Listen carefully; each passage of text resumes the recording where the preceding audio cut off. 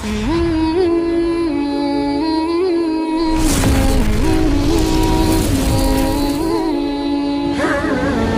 علماء کی کتابات نصائح سن رہے ہیں اور آج کا دن چونکہ اس مسجد کے اطراف والوں کے لیے اور پھر ہمارے اس علاقے کے لیے ایک خوشی اور مسرت کا موقع ہے، اور اس خوشی اور اس مسرت کا جوش آپ سب کے چہروں پر نظر آ رہا ہے۔ گزرتا وقت آپ کو تھکا دیا ہو ایسا نہیں لگتا ہے، اگرچہ 9:30 بج رہے ہیں لیکن چہروں پر بشاشت، نشاط، تازگی، اس سے پتہ چلتا ہے کہ ابھی 1 گھنٹہ آپ تسلی سے بیٹھ سکتے ہیں۔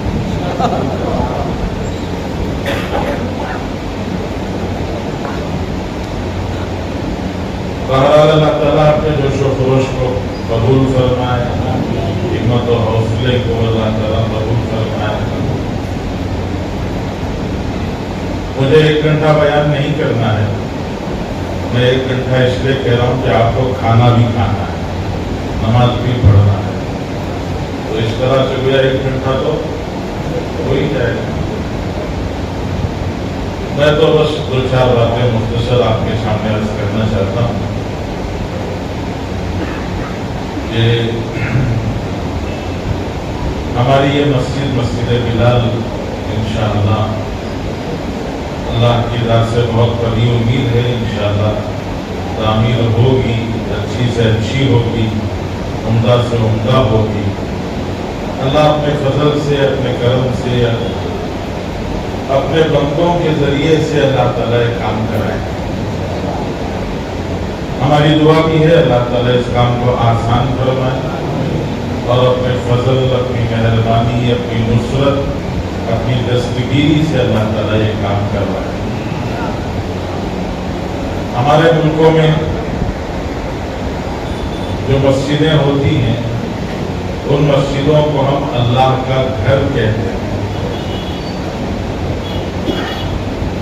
افریقہ کے ممالک میں ابھی جانے کا اتفاق ہوا، وہاں ہم نے مسجدیں دیکھی تو ان مسجدوں کو دیکھ کر اللہ کا گھر کہتے ہوئے شرم آتی ہے، ان کو دیکھ کر یہ کہنا پڑتا ہے یہ تو اللہ کے بنگلے ہیں۔ ماشاءاللہ کتنی بڑی بڑی مسجد ہے، کشادہ بڑی مسجد، ہر طرح کی سہولت۔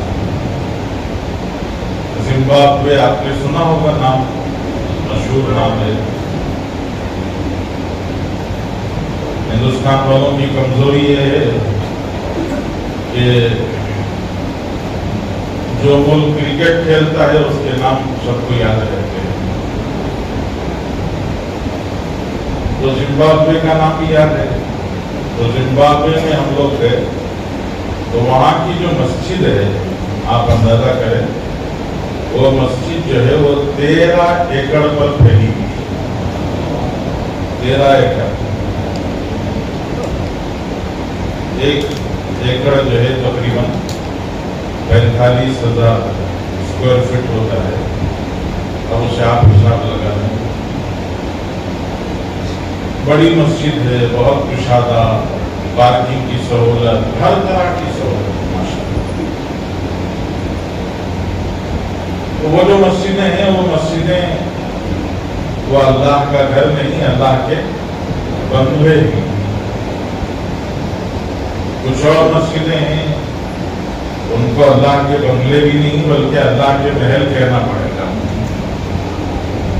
ہم لوگ 2000 میں 2000 میں نائجیریا گئے، نائجیریا کا کیپٹل ہے ابوجا، وہاں ایک مسجد ہے جس مسجد کے مین ہال میں 5000 آدمی ایک ساتھ نماز پڑھ سکتے ہیں۔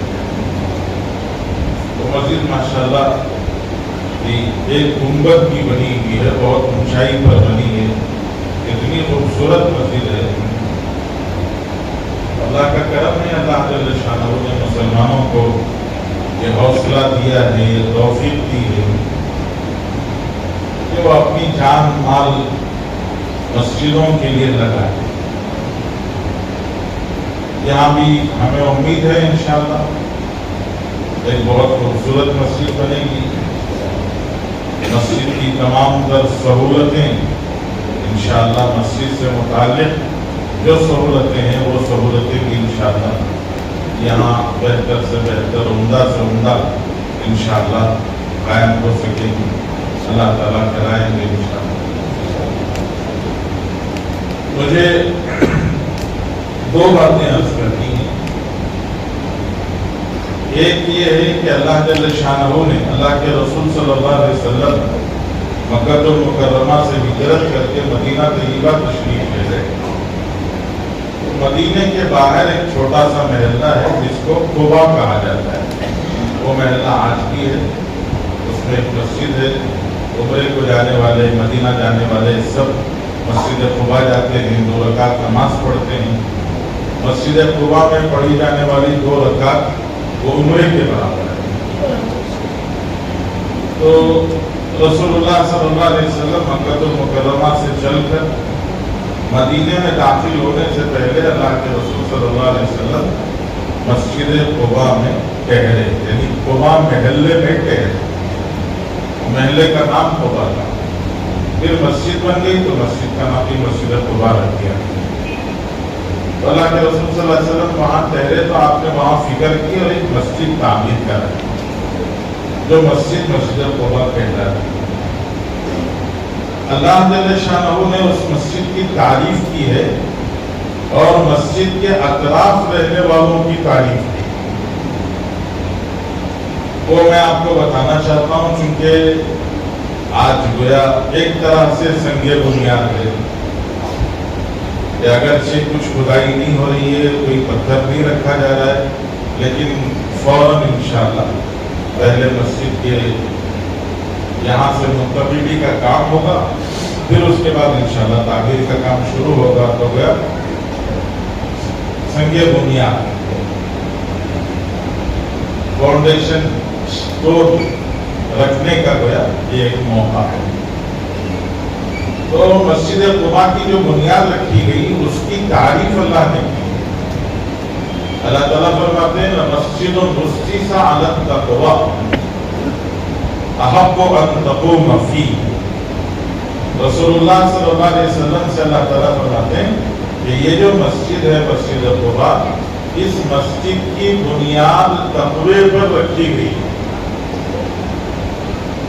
تو ہم بھی ایک مسجد کی بنیاد رکھنے جا رہے ہیں، تو ذمہ داروں سے گزارش ہے، یہاں کے مصلیوں سے گزارش ہے، معاونین سے گزارش ہے، تمام دوستوں سے گزارش ہے کہ ہم سب یہ نیت کریں کہ ہماری اس مسجد کی بنیاد بھی ہم تقویٰ پر رکھیں گے، کہ ہماری اس مسجد کی بنیاد بھی ہم تقویٰ پر رکھیں گے۔ یہ تقویٰ اللہ کا ڈر، پرہیزگاری، خوف خدا۔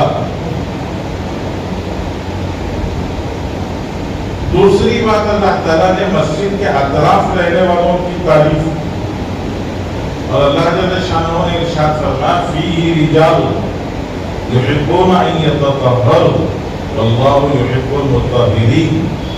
یہ اس مسجد میں جو نماز پڑھتے ہیں نمازی، ان نمازیوں کی یہ خوبی ہے کہ وہ پاکی حاصل کرتے ہیں، پاک رہنے کو پسند کرتے ہیں، اور اللہ تعالیٰ پاک رہنے والوں کو پسند کرتے ہیں۔ اس مسجد میں رہنے والے لوگ پاک رہنے کو پسند کرتے ہیں اور اللہ پاک رہنے والوں کو پسند کرتے ہیں۔ کیا خاص بات تھی جس کی وجہ سے اللہ تعالیٰ نے ان کے بارے میں یہ فرمایا کہ یہ لوگ پاکی کو پسند کرتے ہیں؟ کیا خاص بات تھی؟ علماء نے فرمایا آپ وہ زمانہ، آج کا زمانہ نہیں، جو بکیٹوں پانی فلش میں دبا کر بہا دیا جاتا ہے، कितना पानी फ्लश में जाता है अंदाजा है? हमें अंदाजा ही नहीं है कि कितना पानी फ्लश में चला जाता है, तब आप चले जाते हैं।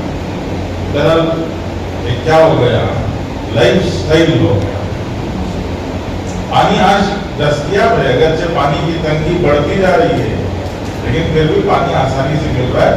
ये सिर्फ बैतुल खला में जरूरत से फारिग होकर आदमी बटन दबा के पता नहीं कितना पानी बाहर देता है। वो जमाना सोचे, रसूलुल्लाह सल्लल्लाहु अलैहि वसल्लम का दौर और मदीने पाक, वहां मीठा पानी बड़ी मुश्किल से मिलता था। मीठा पानी लाकर, जिस जमाने में बुजुर्ग हज़रात यहाँ आए उनको अंदाजा है, बल्कि ये इलाका तो करीब तक भी शायद वो नलों के पास की लाइनें, नलों के पास के झगड़े सब अभी ताज़ा ही होंगे शायद, या अभी बाकी है नहीं मालूम।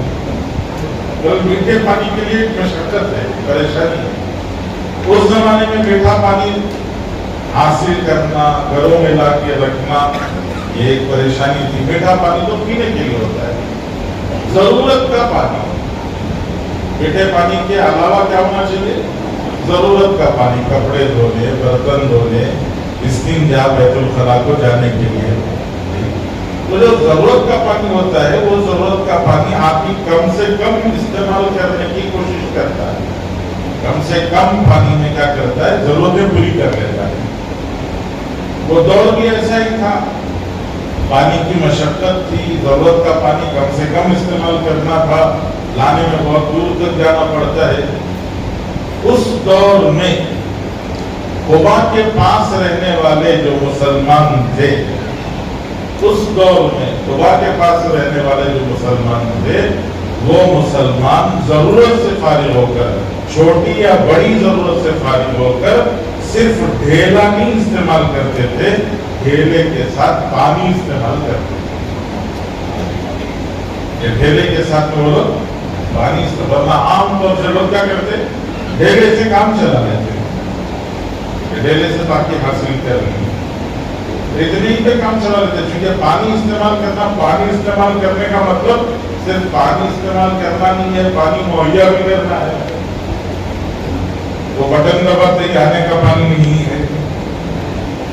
तो आप सोचें कि उनको कितनी मुश्किल होती होगी जरूरत का पानी रखने के लिए, और फिर वो जरूरत का पानी अगर इस्तिंजा में इस्तेमाल कर लिया जाए तो फिर बार बार लाना पड़ता था। लेकिन वो बार बार लाने की मशक्कत बर्दाश्त करते और उसके साथ क्या करते, पाकी हासिल करते थे, जो आम तौर से दूसरे लोग नहीं करते थे। उस जमाने में कुबा के अतराफ रहने वाले मुसलमान ये पाकी हासिल करते थे। इसकी वजह से अल्लाह ताला ने उनकी तारीफ फरमाई और इरशाद फरमाया कि फीही रिजालुन युहिब्बूना अन यततहहरु, उस मस्जिद के अतराफ कुछ ऐसे मुसलमान हैं जो पाक रहना पसंद करते हैं। वल्लाहु युहिब्बुल मुत्तहिरीन, और अल्लाह जल्ल शानहू भी पाक रहने वालों से मोहब्बत करते हैं। मुसलमान महल्ले, कुबा महल्ले को आप सोचें और फिर हमारे मुसलमान महल्ले,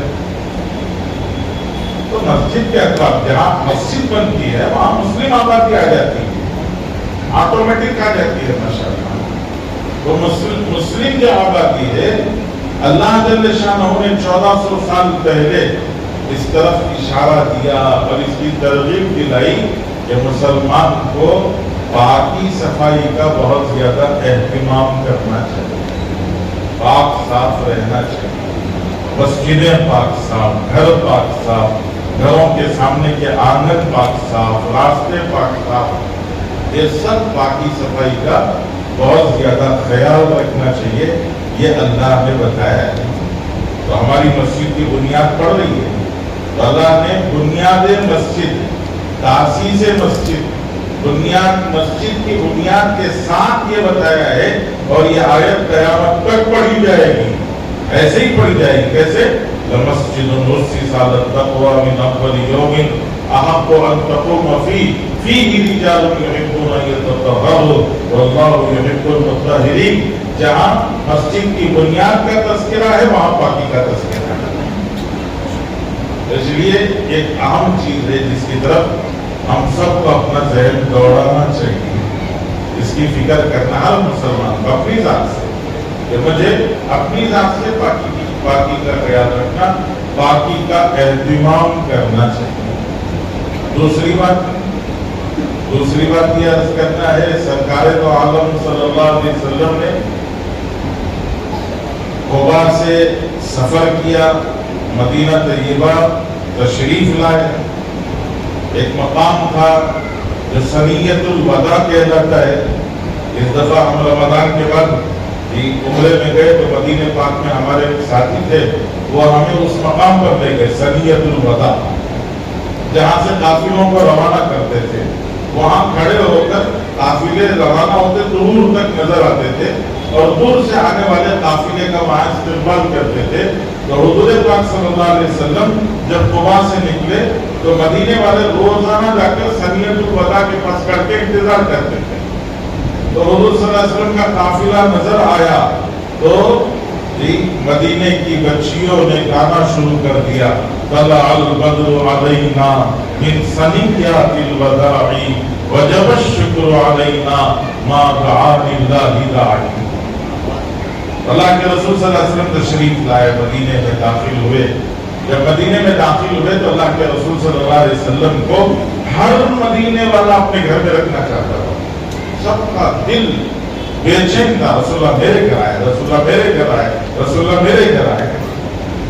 سب نے کہا اللہ کے رسول میرے گھر میرے گھر میرے گھر۔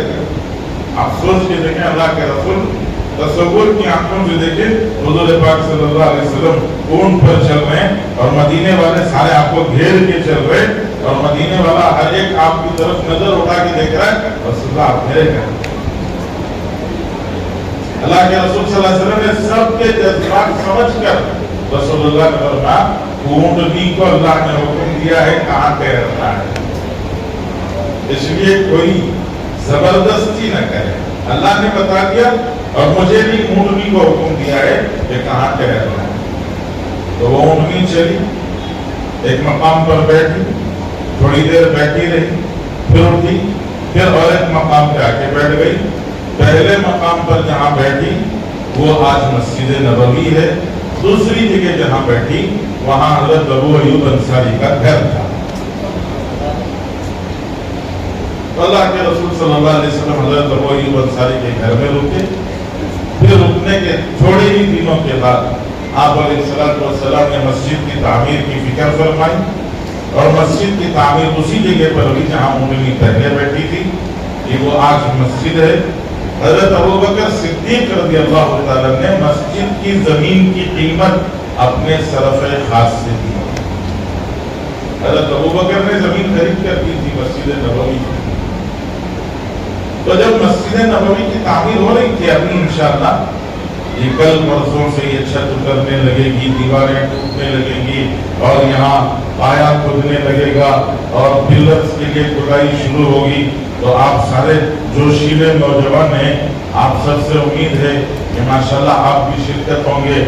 کوئی کدال پکڑا ہوگا، کوئی کسی کے ہاتھ میں سرپل ہوگی، کسی کے ہاتھ میں پھوڑا ہوگا، آپ سب یہاں شریک ہوں گے، جی امید ہے ہوں گے انشاءاللہ۔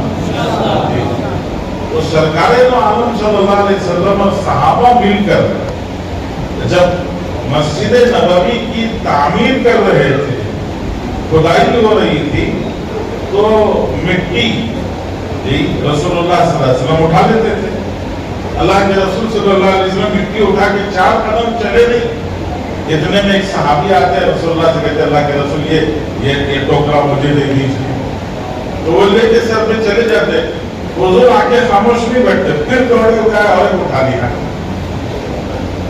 تو حضرت صحابہ رسول اللہ صلی اللہ علیہ وسلم مل کر مٹی منتقل کر رہے تھے، مسجد کی تعمیر کر رہے تھے۔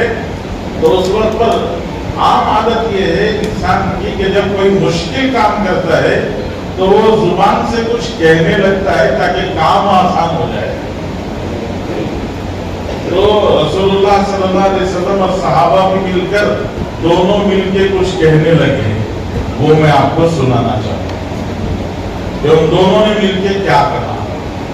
اور وہ صرف کوئی گانا نہیں ہے، کوئی نغمہ نہیں ہے، کوئی ترانہ نہیں ہے، بلکہ وہ ایک سبق ہے اور مسجد کی بنیاد کے ساتھ اس کا جوڑ ہے۔ اس لیے میں آپ کو سنانا چاہتا ہوں کہ رسول اللہ صلی اللہ علیہ وسلم فرماتے تھے اللہم لا عیش الا عیش الآخرہ، اللہم لا عیش الا عیش الآخرہ۔ تو صحابہ رسول اللہ صلی اللہ علیہ وسلم کے جملے کو دہراتے، صحابہ بھی سب مل کے کہتے اللہم لا عیش الا عیش الآخرہ۔ پھر اللہ کے رسول صلی اللہ علیہ وسلم دوسرا جملہ ارشاد فرماتے فاغفر الانصار والمہاجرہ، صحابہ بھی اس کو دہراتے فاغفر الانصار والمہاجرہ۔ تو اس طرح سے مشکل کام آسان ہو جاتا تھا کہ اللہ کے رسول صلی اللہ علیہ وسلم فرمانے اللہم لا عیش الا عیش الآخرہ، یہ صحابہ سب مل کے کہہ رہے۔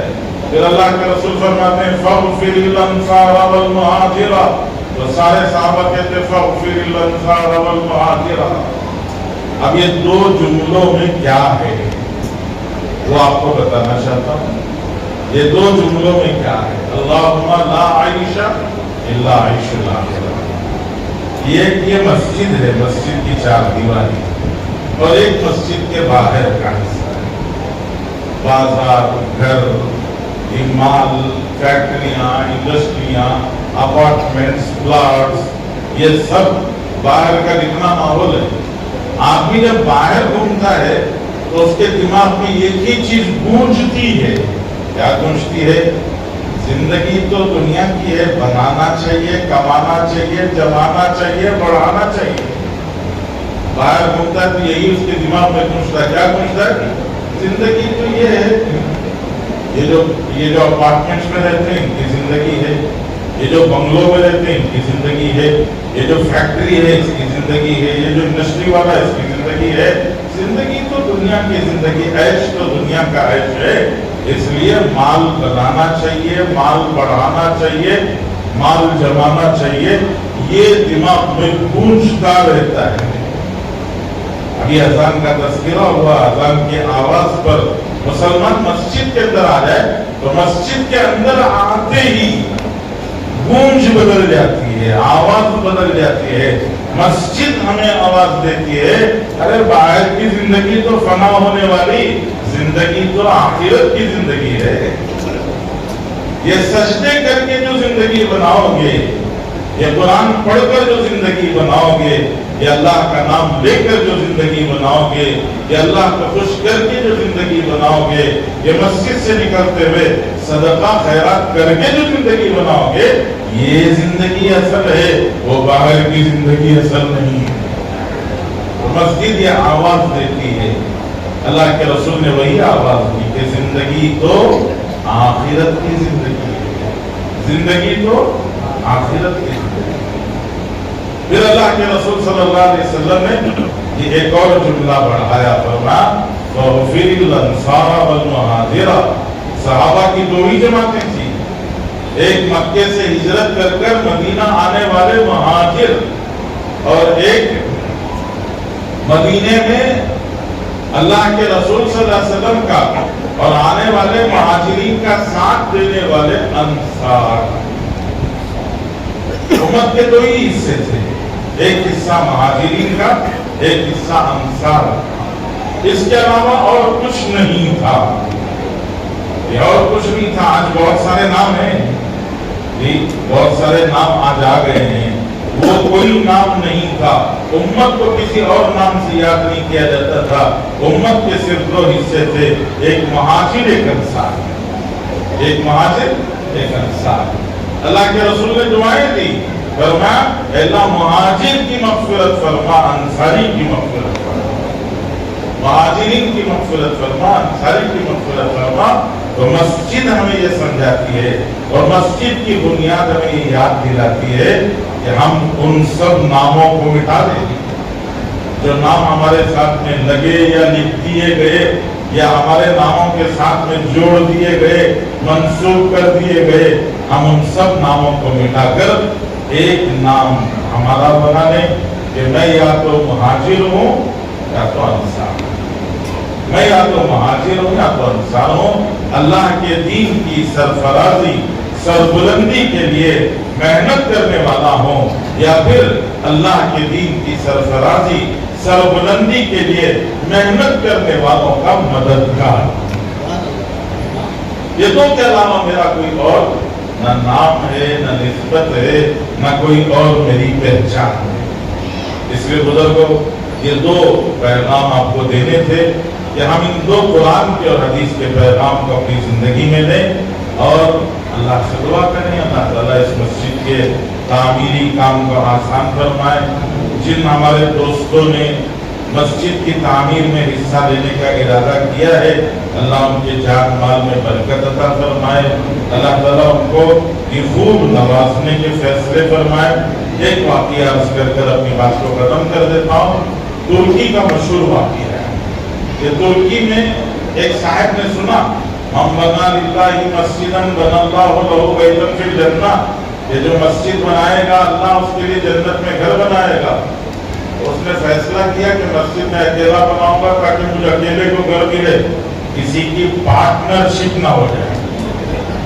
اور اس نے اپنے ذاتی پیسے سے زمین خریدی، پھر ملازم بھی نہیں رکھے، مزدور بھی نہیں لیے، لکڑی کی مسجد اپنے ہاتھ سے بنائی، پوری مسجد لکڑی کی اپنے ہاتھ سے، سارا کام خود کیا۔ کام پورا ہوا، آخری تھوڑا سا کام چھت کا چل رہا تھا، اوپر بیٹھے ہوئے وہ میں پھونک رہا تھا، ہتھوڑی پھسل گئی، نیچے گر گئی۔ راستے سے ایک آدمی گزر رہا تھا، اسے سمجھ میں نہیں آیا، اس نے کہا اتر کے اٹھانے سے ذرا وہ ہتھوڑی پکڑا ہو۔ اس نے ہتھوڑی پکڑا کے اس نے کام پورا کیا، مسجد کھل گئی، لوگوں کے لیے کھول دی گئی، نماز شروع ہو گئی۔ جب مسجد کھل گئی، لوگوں کے لیے کھول دی گئی، نماز شروع ہو گئی، تو اس کے بعد اس مسجد بنانے والے نے خواب دیکھا۔ خواب میں دیکھا کہ بہت خوبصورت محل ہے، بڑا شاندار، بہت خوبصورت۔ اس محل میں گیا تو اس نے محل پورا دیکھ کر پوچھا یہ محل کس کا؟ تو فرشتوں نے بتایا ایک صاحب ہے مسلمان، انہوں نے اپنے ہاتھ سے، اپنے پیسے سے، اپنی محنت سے انہوں نے مسجد بنائی ہے، اس مسجد کے بدلے میں اللہ نے محل بنایا ہے۔ بہت بڑی خوشی ہوئی، بہت تسلی ہوئی کہ رسول اللہ کی بات سچی ہے، وعدہ پکا ہے، میرے لیے جنت میں محل بن چکا ہے۔ اپنا محل دیکھ کر سیر کر کے باہر نکلا تو بالکل ریہو بہو ٹو کافی سامنے ایک اور محل رکھا ہے۔ وہاں گیا تو سب چیز بالکل ویسی، کوئی فرق نہیں۔ اس نے سارا محل سیر کر کے چکر لگا کے باہر نکلتے ہوئے بولے یہ محل کس کا؟ تو فرشتے نے کہا ہتھوڑی پکڑانے والے کا۔ اللہ کے پاس کروڑ اور 10 کا کوئی فرق نہیں ہے۔ اللہ جل جلالہ کروڑ اس طرح سے قبول کرتے ہیں، 10 بھی ویسے ہی قبول کرتے ہیں۔ اس لیے ہمت کریں، نیت کریں، ارادہ کریں کہ اس مسجد کا تعمیری کام ہوگا تو میں اپنی طاقت بھر اس میں مال لگاؤں گا۔ بہت ہلکا انشاءاللہ بھائی لگائیں گے نا انشاءاللہ۔ ظاہر بات ہے کہ جب تک انشاءاللہ نہیں بولیں گے تب تک دعا تو کریں گے نہیں۔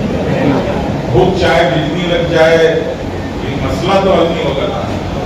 نیت کر لیتے ہیں انشاءاللہ۔ آپ رقم بتائیں ضروری نہیں ہے، دل میں نیت کر لو۔ آپ اپنے دل پہ ہاتھ رکھ کے نیت کر لو مجھے 50,000 دینا ہے، 1 لاکھ دینا ہے، 2 لاکھ دینا ہے، جتنا بھی دینا ہے ذرا دل پہ ہاتھ رکھ کے نیت کر لو انشاءاللہ۔ دل کو ساتھ رکھ کے نیت کر لیتے ہاں، ارے کچھ کو نیت کرو انشاءاللہ۔ کریے نیت، آپ کا اور اللہ کے درمیان کا مسئلہ ہے۔ یہاں مفتی صاحب بھی نہیں پوچھ رہے، میں بھی نہیں پوچھ رہا ہوں، سردار سب بھی نہیں پوچھ رہے، صرف نیت کرا رہے۔ ابھی تو کچھ نہیں پوچھ رہے، لیکن جو نیت آپ کیے ہیں جب یہاں کام شروع ہو تو وہ نیت جو ہے وہ لا کر یہاں ڈال دے۔ نیت ڈال دے گا تو हाउस में दूध डालो तो वैसा होता कि हाउस में दूध डालने बसते बोले थे ना फिर याद है याद है बहुत सारे जिनको याद नहीं है याद है उनसे पूछ लो